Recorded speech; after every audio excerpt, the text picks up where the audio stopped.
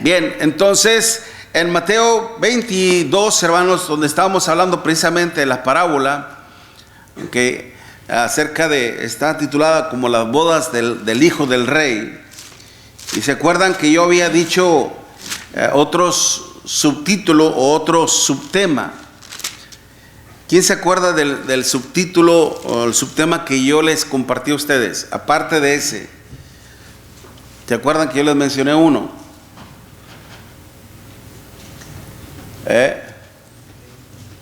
No apuntan. Si no apuntan, pues se les va a olvidar. Ok. El subtema que yo les había dicho, o un tema como opcional en esta parábola, es tanto un rey y un príncipe menospreciados. Ok. Ese es un subtítulo. Un rey y un príncipe menospreciado, porque precisamente dentro del contexto lo vemos así, ¿ok? Y hablamos en cuanto a lo que es la comparación entre el reino de nuestro Dios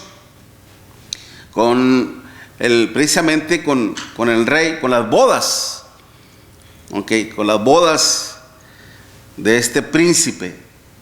Dice así: el reino de los cielos es semejante a un rey que hizo fiesta de bodas a su hijo. Y es interesante ver cómo cuando dice bodas, ¿no? ¿Verdad? No lo plantea de una forma singular, no, diría en la boda, sino que es plural, bodas. Okay. En la cultura o en la tradición, las costumbres judías, hermanos, cuando se llevaba a cabo una boda en aquel lugar, okay, el tiempo de festejo no era de 1 o 2 días, ¿no? Sino que a veces eran 7 días o más todavía. Okay. 7 días o más todavía. Y eso dependía precisamente también de que la boda continuara. Si no se halló, si en el primer día o en la primera noche no se halló ¿cómo le podemos decir? Un defecto o un mal, ¿okay? Un mal acontecimiento. Y esto se podría referir a si la doncella, la novia que se estaba casando, okay, no era doncella, no era virgen, porque según como decía, la tradición, las costumbres, en la primera noche, cuando los novios ya estaban juntos, habían pasado la primera noche, a la siguiente el novio salía con la prenda de la señal de la virginidad de la esposa. Sabe que la primera vez hay esa evidencia de la sangre por parte de la mujer, y presentaban eso y gozo, alegría, porque todo marchó bien. Okay. Pero cuando la aparente doncella virgen no llegaba virgen, hubo un tremendo problema. Okay. Se paraba todo el festejo. Okay. Usted lo puede ver precisamente en Levíticos o aún en Deuteronomio también. Okay. En el capítulo 22. Usted lo puede ver. Mire, vayamos allá a Levíticos, en Deuteronomio capítulo 22.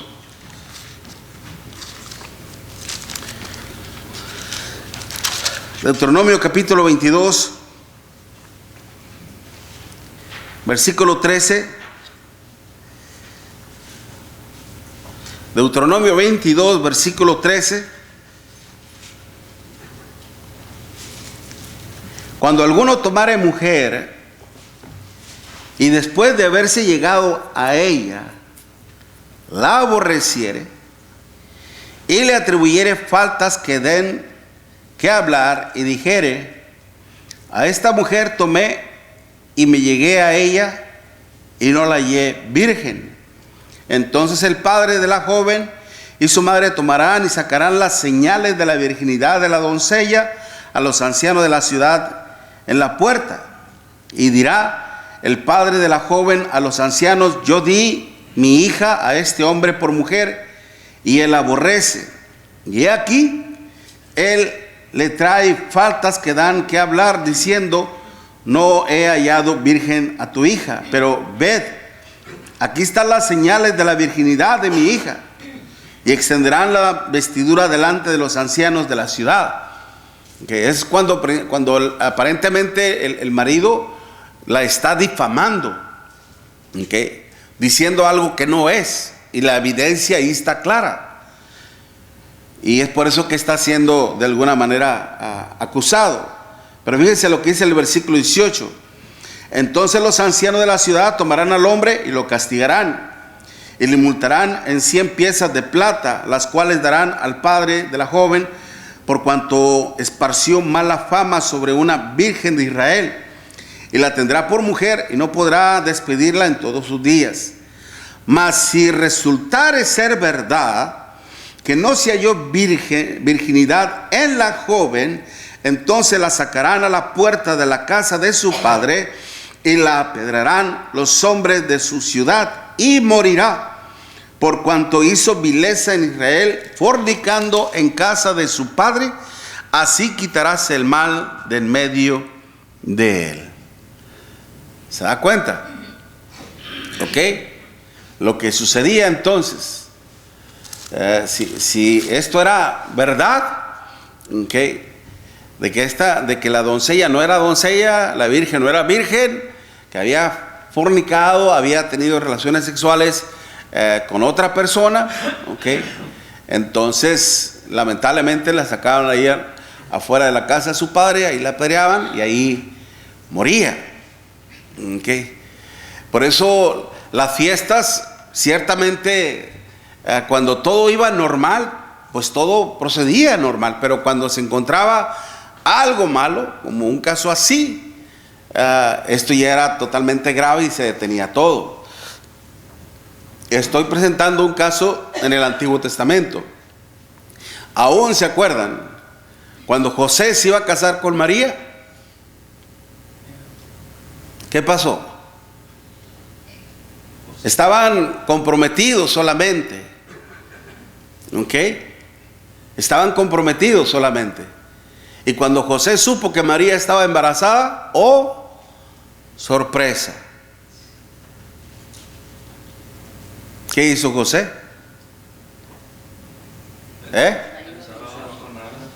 Pensó abandonarla, dejarla. No quiso, ¿qué? Difamarla. ¿Ok?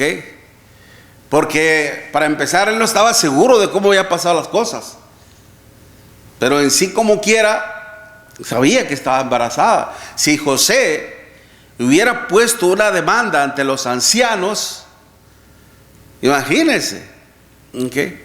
Si José hubiera puesto una demanda ante los ancianos: me he comprometido con esta mujer, pero ahora resulta que está embarazada, ¿qué hubiera pasado con María?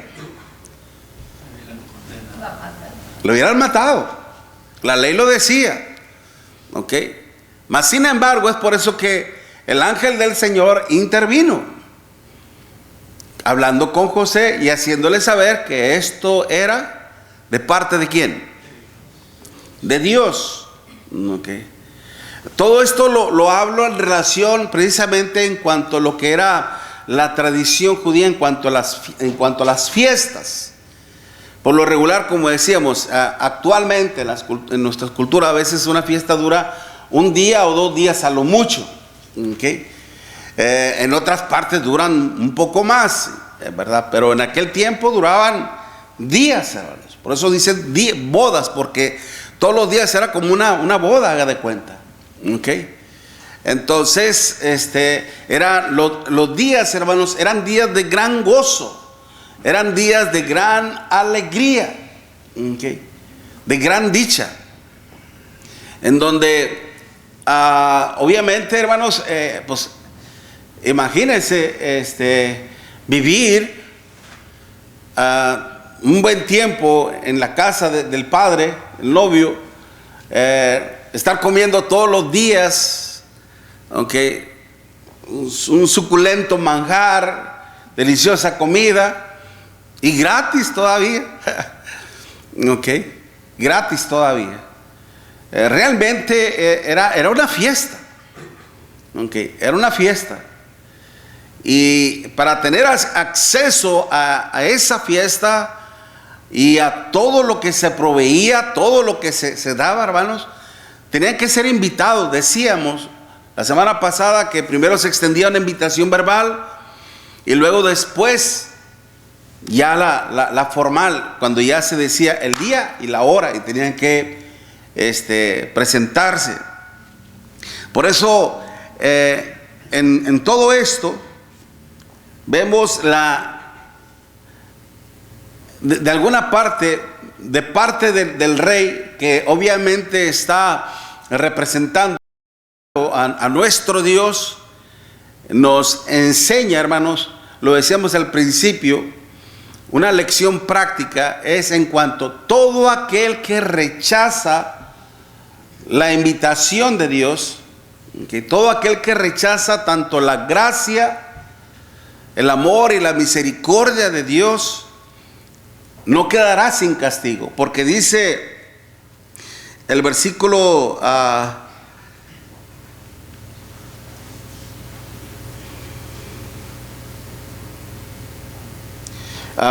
de Mateo 22, al Mateo 22 versículos 7 y 8, dice: al oírlo el rey, o sea, lo que habían hecho la gente, que habían tomado a los siervos y los habían afrentado y mataron, al oírlo el rey se enojó y enviando sus ejércitos destruyó a aquellos homicidas y quemó su ciudad. ¿Okay? El castigo, no solamente tanto por haber rechazado la invitación del rey, sino aún todavía peor. ¿Qué hicieron estas personas? Atropellaron a los que Okay. La palabra homicida, hermanos, lo que implica, lo que significa es un homicida, es un matahombre. Ese es el término, okay, literal, un matahombre. Aquel que mata a un semejante, okay, aquel que mata a un prójimo. Y vemos precisamente lo que hicieron. Entonces, ciertamente, todos aquellos que tanto menospreciaron la bondad, el amor de Dios, okay, y aparte atentaron contra sus siervos, no van a quedar sin castigo. Okay. Y es por eso que esto a nosotros ciertamente nos da una gran lección también. Antes de menospreciar a Dios, antes de rechazar a nuestro Dios, consideremos las consecuencias de ello. Todas nuestras acciones, hermanos, traen consecuencia. La causa y el efecto de la ley, ¿verdad? Entonces, todas nuestras decisiones que tomamos traen consecuencias. Si las decisiones que tomamos son buenas, traerán buenas consecuencias. Si las decisiones que tomamos son malas, traerán malas consecuencias. Por eso mismo, cuando el mismo rey envió a sus siervos a llamar a los convidados a la casa, mas estos no quisieron, dice, volvió a enviar a otros siervos diciendo: decid a los convidados, he aquí, está preparado mi comida, mis toros y animales engordados y han sido muertos y todo está dispuesto. Venid a las bodas, dice. Mas ellos, sin hacer caso, se fueron, uno a su labranza y otro a sus negocios.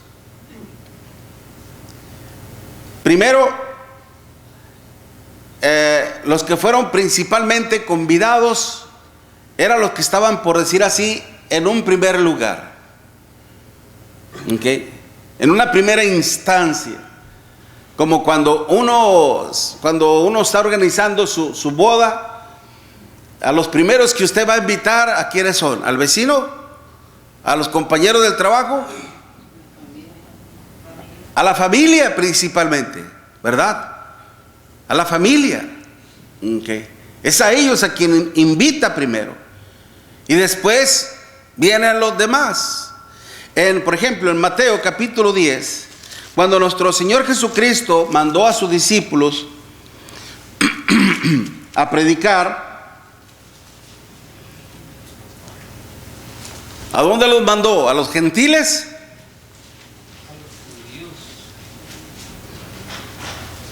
Primeramente, ¿a quién? A los judíos, ¿ok? Mateo capítulo 10, dice el versículo 5 en adelante.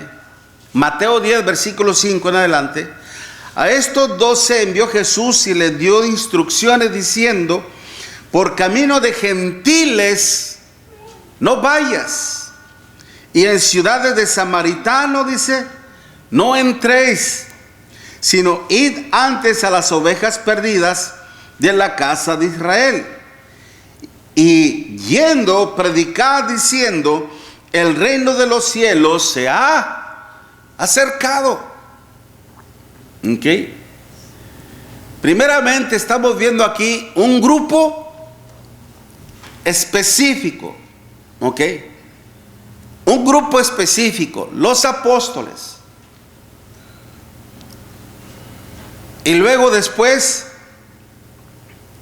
enviados a un grupo específico también, selectivo, ¿ok? Principalmente ir a la casa de Israel, a las ovejas perdidas, dice, de la casa de Israel.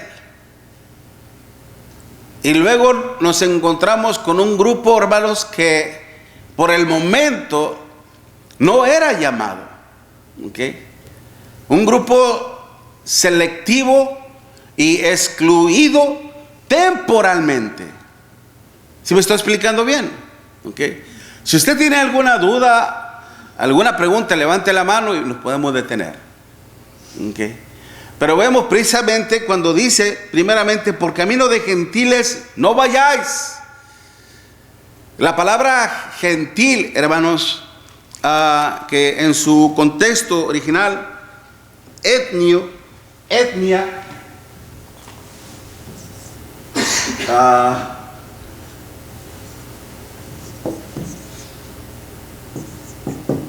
parece que se escribe así.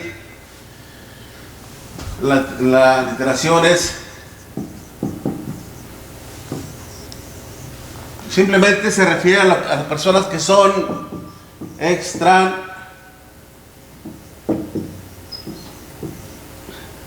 extranjeros o de otra nacionalidad, ¿ok? De ahí es donde proviene la palabra etnia, ¿ok? Son de otras naciones. De esta palabra son de proviene la palabra lo que son gentiles. Pero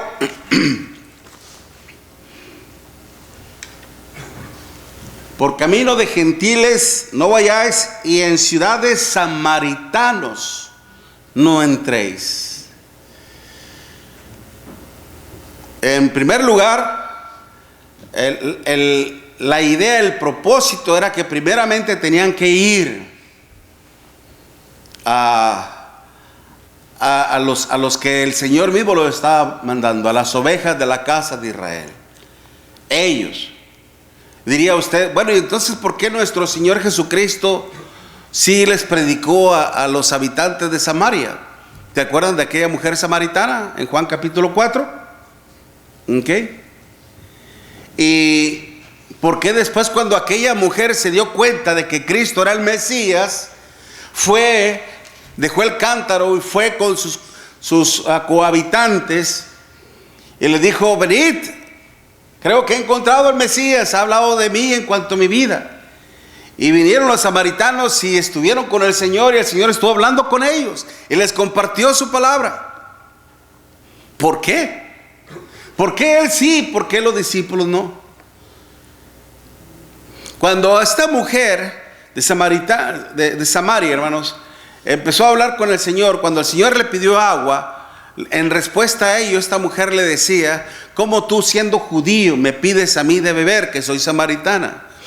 Y Juan, el apóstol Juan, los explica años más adelante, cuando él escribió, aunque su evangelio, él nos explica la razón del por qué esta mujer le habló así al Señor. Dice: porque entre judíos y samaritanos ¿qué? No se llevaban entre sí. Había pleito, había contienda, ¿ok? Entonces es por eso que aún no era conveniente todavía hacerlo. Pero principalmente los apóstoles fueron enviados a la casa de Israel. Como el apóstol Pablo. Mire, si usted va conmigo allá en Hechos, en el capítulo 14, Hechos capítulo 14, versículo 44, Hechos 13, versículo 44, Hechos 13, versículo 44, ¿lo tienen? Mi hermano Jorge, ¿lo tiene? A ver, mi hermano, si lo puede leer, por favor, del versículo 44 al... Espérame tantito.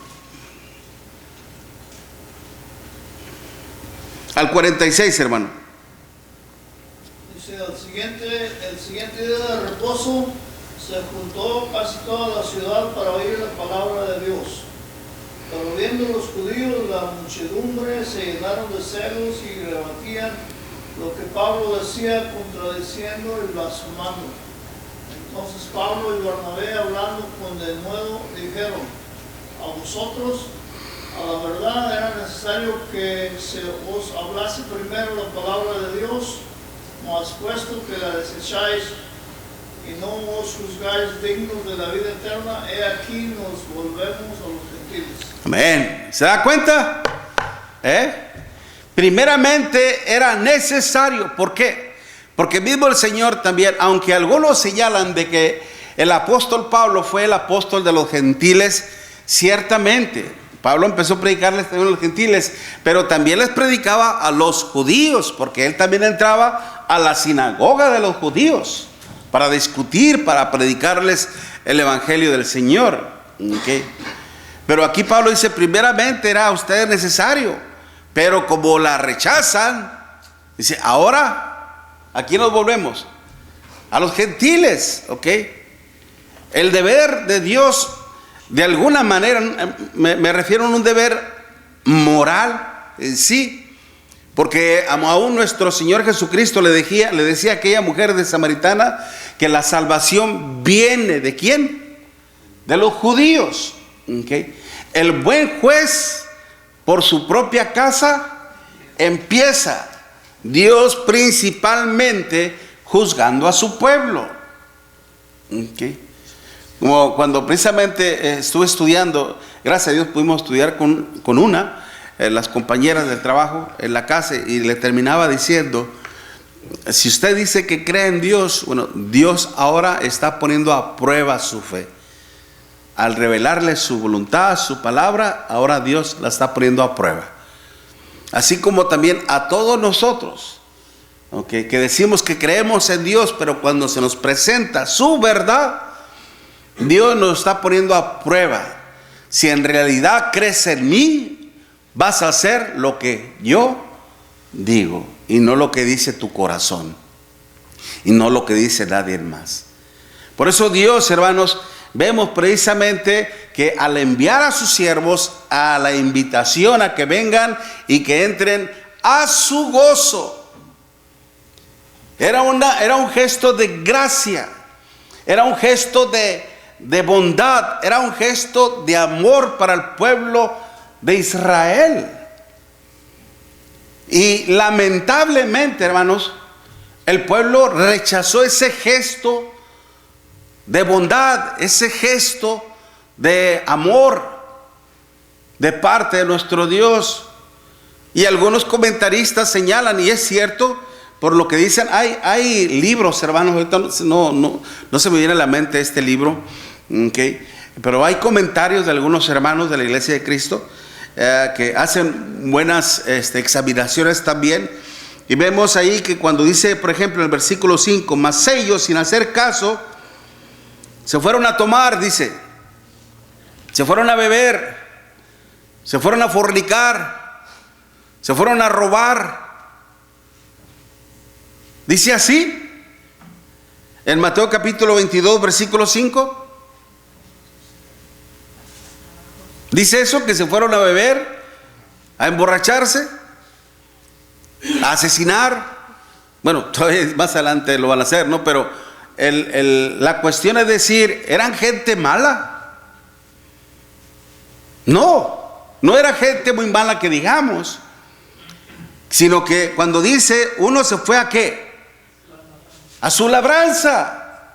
¿Qué significa la labranza? ¿Qué es la labranza? Trabajar en el campo, a labrar la tierra, a trabajar la tierra. ¿Okay? ¿Y el otro a dónde? A sus negocios. ¿Okay? Ellos menospreciaron el llamado de Dios por su ¿qué? Material. Por lo material, por su prioridad. ¿Qué era más importante para ellos? Terrenal. Su vida misma, okay, su trabajo, su tiempo, okay, su negocio. Y sin darse cuenta, hermanos, estaban menospreciando las bendiciones más importantes, que son las bendiciones espirituales que vienen de parte de nuestro Dios. Dígame una cosa, ¿es una bendición la salud? Es una bendición la salud. ¿Okay?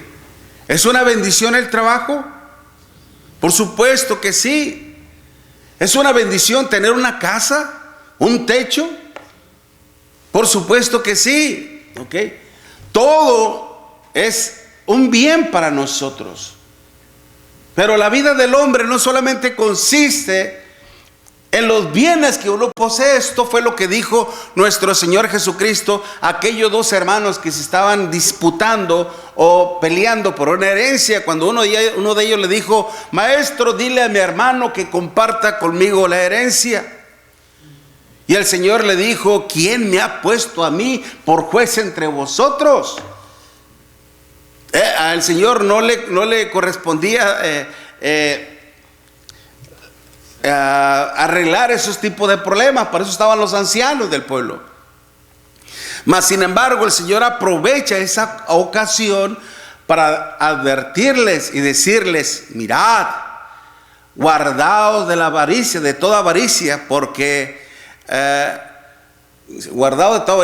la vida del hombre no consiste en los bienes que éste posee. ¿Okay? La vida del hombre no consiste en los bienes que éste posee. Y es por eso que les da otra parábola acerca de el rico insensato. ¿Okay? Había una vez un hombre rico que había obtenido una herencia. Y pensando dentro de sí, dijo: ¿qué haré con toda esta riqueza? ¿Okay? Voy a tumbar mis graneros, los voy a hacer aún mayores, más grandes, y ya cuando los tenga llenos, le diré a mi alma: alma, come, bebe, sacíate, regocíjate. Necio, esta noche vienen a pedir tu alma, y todo lo que has provisto, ¿para quién será? La vida del hombre no solamente consiste en poseer cosas materiales en este mundo, que claro, por supuesto, son importantes, son esenciales para nuestra sobrevivencia, pero hay cosas mucho más importantes que las materiales. Es la vida espiritual.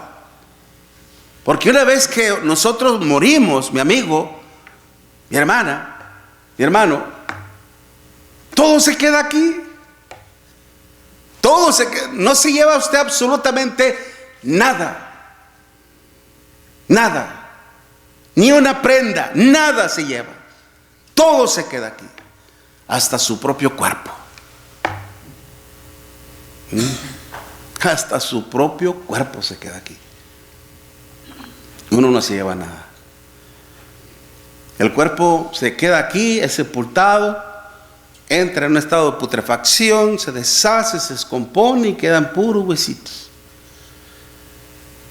Y dirá usted, y cuando venga el Señor no van a ser, no, olvídese de eso, no va a ser restaurado, que es un lenguaje figurativo cuando dice que saldrán de los sepulcros. Es un lenguaje figurado, no es literal.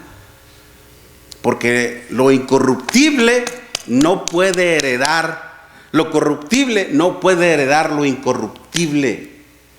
De donde vamos a salir, Dios mediante, es del Hades y no de los sepulcros. ¿Okay? No de los sepulcros. Pero por eso mismo, hermanos, estas personas a quienes el rey envió principalmente menospreciaron eso. Rechazaron eso porque le dieron más prioridad, más importancia a su vida misma, a su trabajo. Okay. Y no a lo que el rey les estaba ofreciendo voluntariamente y con amor. Y esto, en la parábola, acordémonos que era para el pueblo judío, para que ellos entendieran. Y la única manera de cómo una persona puede llegar a sentir temor, hermanos, es infundiéndole temor, conociendo la realidad de las cosas, el advertirle de sucesos que atentan contra su vida. Un ejemplo, no se me distraiga. Por ejemplo, en el caso de Noé, en Hebreos capítulo 11, versículo, si no me equivoco, 4 o 8. ¿Cuál es? 8, ¿no? A ver, vamos a ver. Hebreos capítulo, rápidamente, Hebreos 11, 7. Hebreos 11, 7. Okay. Hebreos 11, 7. Dice, por la fe, Noé, cuando fue advertido por Dios acerca de cosas que aún no se veían, ¿qué hizo Noé? Ok, ¿se da cuenta? Ok. Con temor preparó el arca en la cual se salvase él y quién, y los suyos. Ok. Pero dice, cuando fue advertido por Dios con temor, Dios le dijo a Noé, mira, voy a destruir a todo ser viviente que está sobre la faz de la tierra y aún de los que están en el agua. Okay. A todo ser viviente va a ser destruido. Y si tú no quieres perecer con todos ellos, vas a hacer esto. Dios le reveló los planes, hermanos, que Él tenía para con la humanidad en aquel tiempo. Y Noé creyó, tuvo temor, tuvo miedo ante los planes de Dios. Y es por eso que él hizo lo que Dios le mandó. Como en el caso mismo de Abraham. Cuando mismo nuestro Señor, cuando nuestro Señor iba a destruir, hermanos, a Sodoma y a Gomorra, enviando a 2 de sus ángeles. ¿Se acuerdan que en el caso de Abraham llegaron 3 ángeles a su casa para darle la noticia de los planes de Dios que iba a hacer con Sara? Iban a tener un hijo, ¿okay? Y que Sara se rió en ese momento, ¿okay? Pero después también iban a partir a Sodoma y a Gomorra. Y es cuando el ángel del Señor le dice, ¿le ocultaré esto a Abraham, sabiendo que él y sus hijos me van a ser fiel?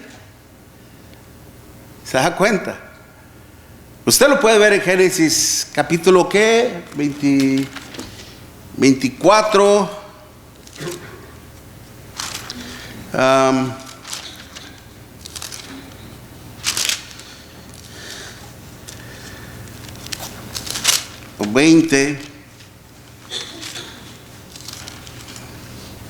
19, en el capítulo 19 de Génesis. Le estoy parafraseando la historia porque no tengo mucho tiempo, ¿ok? Y es cuando Dios, hermanos, cuando nuestro Señor le revela los planes a Abraham y decirle lo que iba a pasar. Fue cuando Abraham le dice: Señor, si en aquel lugar hubiera 50 justos, ¿no detendrías tu ira? No te detendrías. Dijo: si hay 50 justos, no lo destruiré. Si hay 40, no lo destruiré. Si hay 30, no lo destruiré. Y así se va sucesivamente Abraham. Si hay 5, Señor, pues por esos 5 justos no lo destruiré. ¿Hubo 5 justos? ¿Hubo 5 justos? No. ¿Ok? ¿Y qué pasó? Lot, sus 2 hijas y su esposa, ¿fueron qué? ¿Eran qué? 4 solamente. Y aún en el camino, cuando los ángeles dijeron: huyan, escapen por su vida, no volteen atrás. ¿Y qué hizo la esposa? Volteó. ¿Y se convirtió en qué? ¿Por qué de sal? ¿Qué significa la sal? ¿Qué hace la sal con la carne? La preserva, ¿verdad? Por mucho tiempo en buen estado. La preservación la mantiene durante un buen tiempo. ¿Okay? Figurativamente se hace referencia a que el alma de ella fue preservada para la condenación. ¿Okay? En todos estos casos vemos de cómo es que Dios, antes de ejecutar su juicio, Él nos advierte. Y era lo que estaba haciendo aquí nuestro Señor Jesucristo con sus contemporáneos y hermanos judíos. Les estaba advirtiendo: si ustedes siguen menospreciando el amor, la gracia, la misericordia de Dios, miren lo que va a pasar con ustedes. Miren lo que va a suceder con ustedes. Okay. No solamente van a menospreciar, sino que aún van a matar al siervo de Dios, porque dice que se iban a convertir en homicidas. Como en el pasado lo habían hecho, en el presente lo iban a hacer. Y cuando el rey supiera esto, lo que habían hecho con sus siervos, ¿qué dice? Enviará a sus ejércitos para destruir a Jerusalén, hermanos. En el tiempo de los reyes, ¿a quién mandó nuestro Dios? Primeramente, en Génesis, en el caso de Noé, Él envió lluvia. Sodoma y Gomorra, Él envió sus 2 ángeles, con fuego y azufre. ¿Okay? En el caso de Israel, ¿cómo lo destruyó? ¿De qué ejército se valió Dios? Primero del rey Asiria, y luego el rey de Babilonia o Medo-Persa. ¿Okay? Se estaba valiendo de otros reyes para destruir a Israel. Ahora, después en ese tiempo, después de que crucificaron a nuestro Señor Jesucristo, ¿qué pasó en el año 70? ¿Okay? Antes de crucificarlo, cuando este Poncio Pilato, hermanos, decía: no he encontrado ninguna causa que acuse a este hombre. Sí lo sé. Dijo: no, se dice rey. Y el pueblo judío decía: nosotros solamente tenemos un rey, y ese es ¿quién? El César. ¿Okay? Miren, hermanos, Y amigos, escúchenme muy bien, por favor. Ok.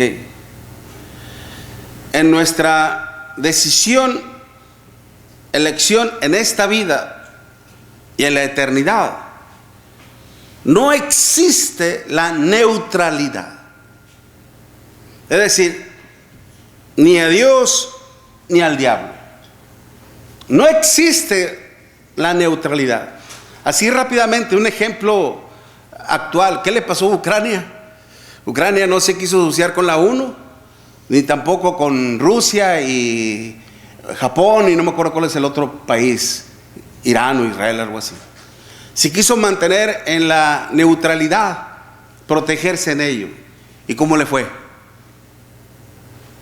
¿Cómo le fue con Rusia? Ahora que ya se sentía amenazado, casi derrotado, va con la ONU. Ayúdame, sálvame. ¿Verdad? En la cuestión espiritual, hermanos, no hay una neutralidad. No hay decir, yo me quedo neutro ni aquí ni allá. No hay. O estás al lado de Dios, o estás al lado de ¿quién? De Satanás. Nuestro Señor Jesucristo decía, o estás conmigo, o estás en mi contra. El que conmigo no recoge, estorba, desparrama. ¿Ok? Por eso, la decisión que nosotros tomamos hacia nuestro Dios va a depender mucho nuestro lugar en la eternidad, y de predicar el evangelio a toda criatura. Y el que creyere y fuere bautizado, ¿será qué? Salvo. Mas el que no creyere será condenado. Nuestra respuesta a Dios depende por completo nuestro lugar en la eternidad. Meditemos sobre esto. Amén. Dios los bendiga, hermanos.